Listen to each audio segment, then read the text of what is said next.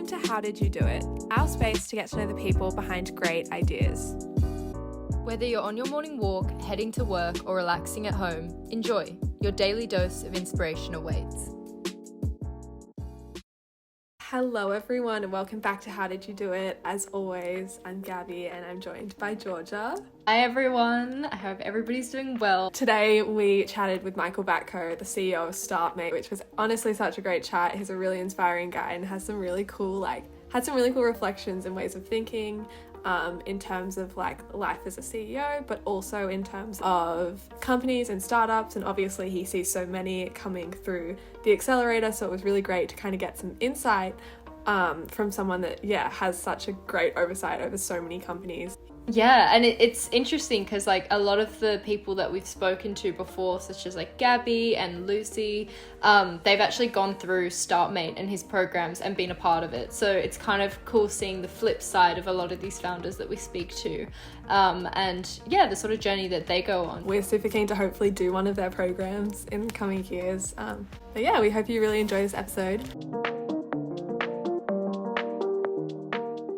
Hi Michael, thank you so much for joining us today. To get right into it, we'll start with some quickfire questions. So first things first, do you have a favourite book? Yep, Courage to be Disliked. Great book about living up to your true self.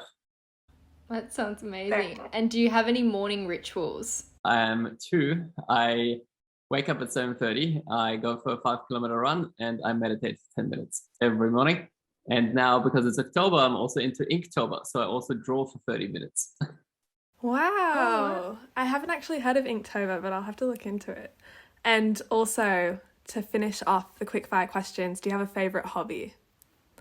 My new hobby as of 3-4 months ago is kite surfing. So I'm actually getting into it. I've bought my own gear and I've been a couple of times down here in Melbourne as well. Awesome. Do you go with friends? No, unfortunately, I haven't been able to make any yet in lockdown with kite surfing, but it's a bit lonely.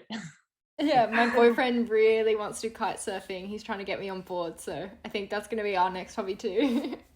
There we go. Yeah. I can't wait to dive into all things Startmate and that journey, but I'd love to start taking it back a bit first and ask what was growing up like for you? Growing up like for me. So I was born and raised in Austria. So it's honestly not that exciting. I was in school a very classic student who was pretty good at a few things, but never great in anything in particular. And growing up itself was then the idea of I really wanted to study somewhere in a university where it was in English. So it's kind of the options of Australia, the UK, and the US. And because the US was too expensive, Australia was too far away, I kind of landed on the UK. So kind of growing up itself was then the idea of actually picking out the direction which I really wanted to study, and kind of economics and management was kind of the last thing left. So that I kind of again leaned into the space of not really knowing what to do and kind of going with like a pretty generic topic. Very nice. And so you went into that degree and you studied in the UK.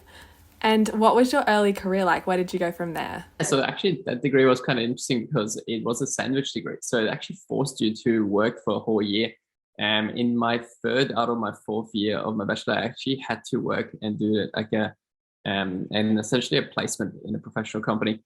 And back then I kind of, similar to how I chose my degree, actually, the way I chose my degree was I took a book of every single degree there is in the world and I ripped out every page I didn't want to study. And the last thing that worked is economics management. And similarly, that's how I approached my first job, which was like, well, what's kind of like the most generic thing that every company in the world kind of needs a little bit of, which was finance. And I actually landed my first job at American Express as a financial analyst. So just literally doing profit and loss accounts, balance sheets, Google Sheets, like Excel. And that kind of set me up for like my first step into my career. Amazing. And how did those experiences influence your current work? Yeah, actually more than I realized at the time. And I mean, that was now over 10 years ago. And the great thing about that first job which I've had was that I learned my first kind of hard skill. And people always think about hard skills and soft skills, and they always are told that like soft skills are much more important than hard skills, which is actually true, to be fair. But at the time when you're younger, you're just like, oh, but I really want to have a hard skill. And for me, it was really cool because the first kind of job set me up with the first hard skill that I ever had, and the only hard skill that I probably have, which was Excel and Google Sheets. And the reason why it's so good now in my career as well is because at least it gives you just one thing to always fall back on, where you know that even when things go terribly wrong, at least you know that you're really good at this one thing, and you can always rely on it.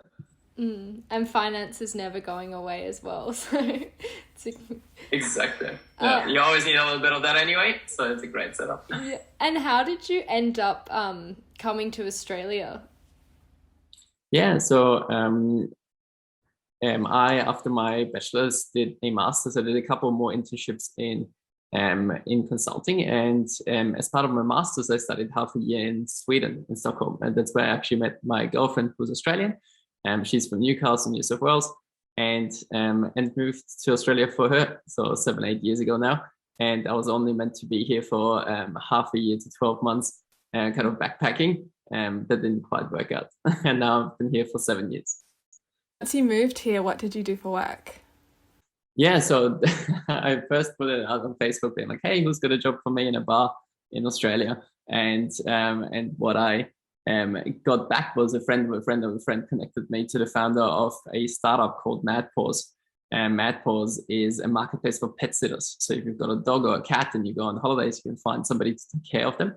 And that's what my first job was. I was officially, I guess, like an operations manager or something. I mean, at the time I was literally the founder myself, so I don't think we even had titles.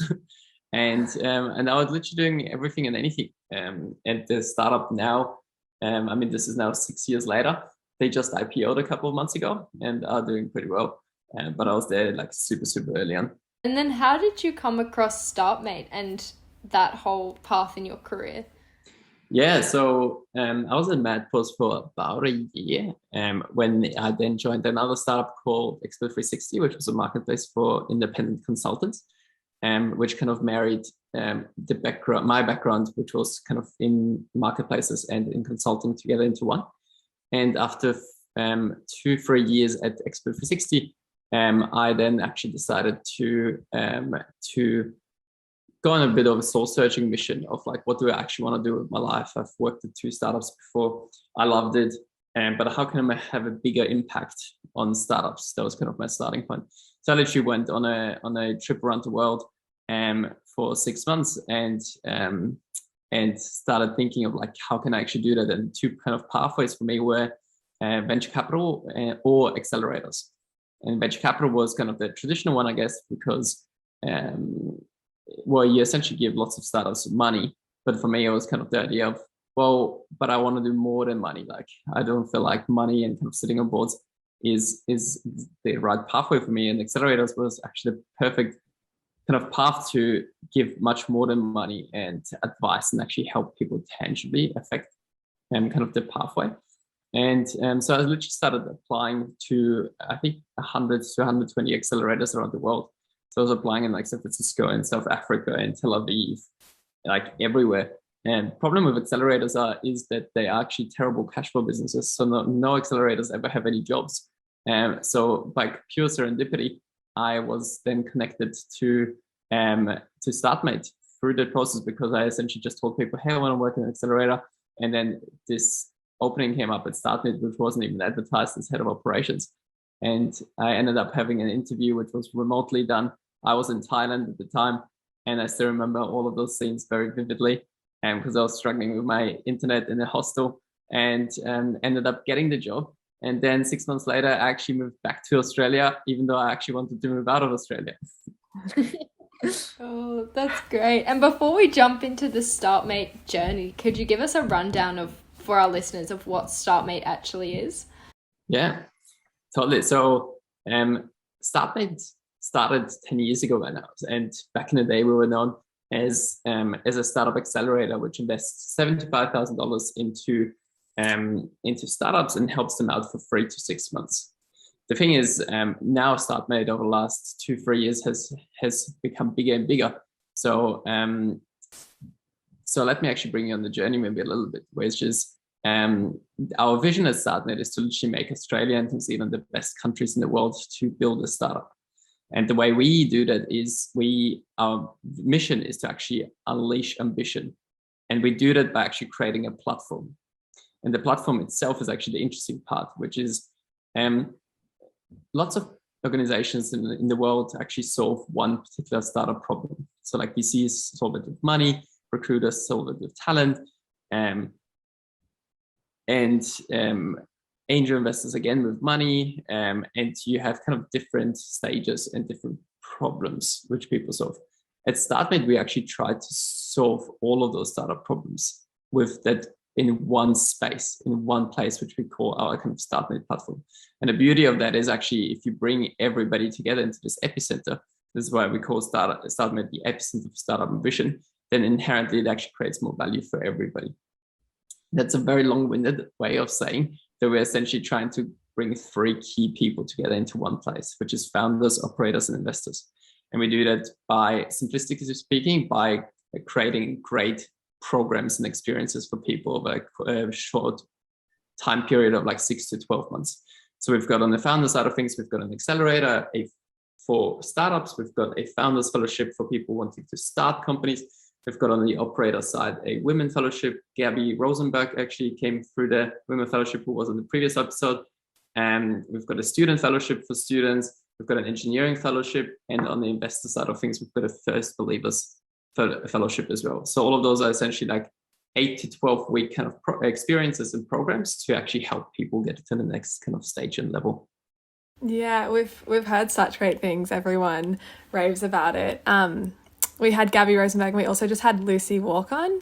Her episode's not out, but she raved about it too. You started as head of operations at Startmate. You're now CEO. Do you mind kind of going into what that transition was like and how you actually progressed to be CEO? I mean, Startmate, when I first started, was literally an organization of 3 people. And Startmate's survival was very much not guaranteed. We actually were quite reliant on grant funding. As I mentioned, accelerators are actually very bad cash flow businesses because where do you even get the money from? Because you're trying to invest as much money as possible into startups. And then the revenue itself out of that actually is like 10, 15 years down the line. So we hit a pivotal moment around 2019 when we established a new revenue path through the fellowships. And for me, it was kind of the natural transition when the previous CEO stepped out of the business. And I was then essentially promoted into the CEO role. The CEO role, mind you, of an organization of 1 person, essentially. Which then meant I hired the second person to take on my job. And since then, we have now grown to a team of 15 people over the course of the last 9 months. So the organization is much, much bigger. But to your question of like, what was the transition like from head of operations to CEO, even though it was quite a small organization first. But now, especially with 15 people, it's quite a transition.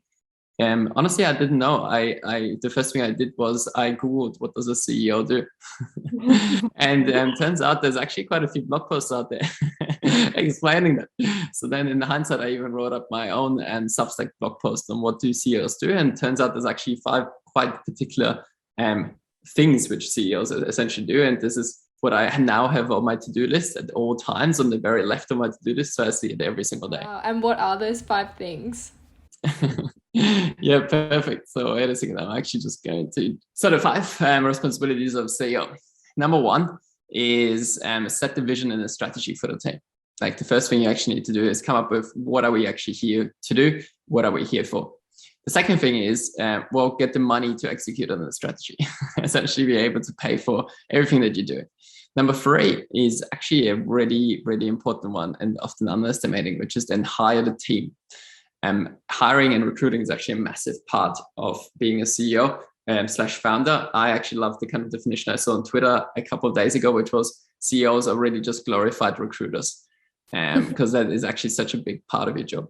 Number 4 is, once you have the team, is keep them accountable. So you've got the strategy, you've set the goals, then actually keeping the team accountable to actually delivering on those goals. And finally, the last part, which is evangelizing the mission internally and externally. You've got a strategy, you've got a vision, you've got a team, and you want to be spreading that word essentially to the whole world, and telling your customers and your stakeholders, the ecosystem, about it. Wow. And so how have you been able to, as CEO of Startmate, optimize your time and skill to be a good CEO? That's actually a really funny question, because it came up on the Startmate Slack channel just a couple of days ago, where a couple of founders were actually asking each other, hey, how do you spend your time? So then I did like a full breakdown of how I spent my time and how it has changed over the past kind of 2 years. So let me actually pull it up again, because I literally just wrote it up last week. The first kind of stage, whilst this is loading up, is, or the three kind of buckets I split it up, is into a stage of 0 to 3, 4 people in the organization, when you're essentially just in a room, you're talking to each other and information just flows. The second kind of bucket is the one of a team of 4 to 10 people, when you suddenly become a manager and you suddenly have people who you're managing, which then changes your time allocation. And the next part is kind of the part which I'm on right now, which is 10 to 20 people. And when your managers, or like your direct reports, become managers themselves, which is again like a very different type of managing and running an organization. But what I've got on here actually is the first stage of like 1 to 4 people is actually, it's all about that getting money to execute. Bucket number 2 of being a CEO, because, well, you're just fighting for survival. You actually want to get somewhere and you're very much in the weeds. Second bucket, second stage of 4 to 10 people is when you become a manager. You're spending much more time on hiring, because you're actually hiring your team. And this is the first time ever that you actually have to do that as well. And the second part is lots and lots on time of goal setting and accountability, because you're then also kind of starting to focus on, well, I need to set the right goals for the people who actually are now doing the day-to-day work. And then the next bucket from like 10 to 20 people is, you actually have a team now, but now you're spending much more time on actually accountability and internal communications, because now suddenly you can't just talk in an office and people just hear kind of what it is about, which you can do with 3 people in a company. With 15 company, you actually much more consciously need to design communication and strategy and how information flows throughout the organization. So you kind of refocus your time more onto accountability and information sharing. And I also mentioned in my write-up there to the Startmate companies that it's this constant tension of always like lots and lots of internal meetings versus like you actually want to be spending time on strategy and getting the money in. So it's always like that the tension between the two. Yeah. Wow, no, that's great insight. As a bit of a segue, your job is like running a company whose mission is to spot great startups and capable founders and to support them. At a very super high level, what's the recipe for a successful startup? Like, what are you looking for? Yeah, so I would pull it actually back to, rather than looking for a great startup, what you're really looking for is a great founder, because a startup is nothing without its founder. And if you were to give me one thing to identify a great founder on, it would be somebody working on their life's mission. It is somebody who lives and breathes that customer problem and will literally not stop like solving that ever. And you know that even if everything fails, even if they go through the toughest times ever, they will always keep coming back to that problem. And no matter what, they will actually just keep hammering it for the next 10 years and nothing will stop them. Hey, what are some of the common struggles that you come across with different founders in your programs? 2, probably, mental whiplash and co-founder breakups. And both of them are super hard. Mental whiplash always happens to founders, especially once they assemble lots of people who give them advice around them. And the problem which you have is that people just have inherently, what a startup does is something new that nobody's ever done before. What startups try to do is surround themselves with people who have been in similar spaces. So all of those people think that they know the answer and they try to do their best to help you. But that advice usually always conflicts with each other. So what you actually end up getting is just lots of conflicting advice. And then what happens to a founder is one or two things, which is either they try to please everybody, which just doesn't work because then you're like almost splitting all of the different strategies you're doing and just shooting off in lots of different directions. That's never healthy. Or you go completely the other way, which is you don't listen to anybody. But then again, like you lose lots and lots of goodwill. So what the best founders do is actually something right in the middle, which is they think for themselves what is the right advice and respectfully tell everybody else, hey, this is the strategy I'm pursuing, and this is why I'm not pursuing what you told me. So actually finding the right balance between navigating that advice is super important, and it's a big challenge for founders. And the second biggest challenge for founders, and fortunately not everybody goes through that, but I would say 1 out of 20, 30 startups usually do, is a co-founder breakup, which is one of the most emotionally hardest things to do as a startup, because you've been building something for like years and years, and it's your baby, and you've put it like money and time and sweat and tears into a startup, and suddenly like your 2 or 3 co-founders decide that you or the other co-founder are not right for the business anymore. Mm-hmm. And those conversations are really difficult to have. They are always better in the long term, but actually in the short term, they can be very difficult. Yeah, I can imagine. That's so interesting because so many of the people we've had on our podcast have all had like such a beautiful co-founder story, whether it's like their best friend or someone they bumped into. So it's so interesting hearing that is such a common struggle among startups. Yeah, absolutely. So like with so this is why it makes it so hard, because it often is exactly that, like really long friendships or just essentially people having worked on something for such a long time and put so much money in, and they suddenly then don't get along. And inherently startups are already hard, and if the human relationships don't work within the startup, that makes it even harder, right? Yeah, completely. To flip that almost, what do people come out of the programs with? Like, I assume you get to witness so much growth in that like 6 or 12 month period. What are like the biggest changes that you notice from founders coming in on day one to founders exiting your programs? Yeah, that's actually my favorite moments at Startmate, where I get to meet the founders on day one of what we call week 0, and then I get to see them at demo day, and the week after demo day as well, where we kind of wrap it all up. And it's just incredible to see people's changed perceptions of the world. That's what it really is. Like, it's almost like you can't compare it to people that they were at the beginning, at the end of the program, because essentially it's almost like I'd compare it to opening up a door to Narnia, where suddenly people see this whole new world and they didn't even know it existed. And that's what it kind of feels like, where people, founders often don't know about so many things like sales, marketing, venture capital, that you can actually, I don't know, even cold email people, or that you can even have this whole community of people who are just going to help you because you asked, right? It's a completely new worldview where people often come in with not knowing those things. And it often is like the simplest things, which is founders often are in their own little bubble, building something by themselves. And then if they step into a community of like 170 startups where you post something in, and within like half an hour, you've got 10 replies from people just wanting to help you, that is in itself already life-changing for them. Yeah, I could imagine. And having that community as well of just people who are working on their own thing, it's just such a nice support network. Like, I know me and Gabby feel that with the podcast, and having other friends with their own little side hustles. It's just nice that people understand like the common struggles or just time-consuming aspects of it and different things. It's great. I'd love to learn about what your personal like biggest challenges in your career have been. The first challenge I had was definitely the one of when I went through the change between Expert 360, which was the startup, to then deciding that I'm going to work in an accelerator.